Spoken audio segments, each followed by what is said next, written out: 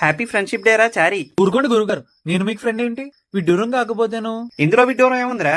Friendship కి age limit ఏమీ లేదే. ఇది చెప్పడానికా అంత అర్జెంట్ గా రమ్మన్నారు? కాదురా, ఎన్నాళ్ళ నుంచో నీ దగ్గర ఒక విషయం దాచాను. కొంపతీసి మీరు బ్రాహ్మణులు కాదా ఏమిటి? అబ్బా ఆపరాని అప్రాచ పనుమానాలు నువ్వు. నిన్నొక విషయం అడగాలని ఉందిరా. ఏమిటి? నువ్వెప్పుడైనా ఎక్కడైనా ధ్యానం చేసావారా? ధ్యానమా? నేనా?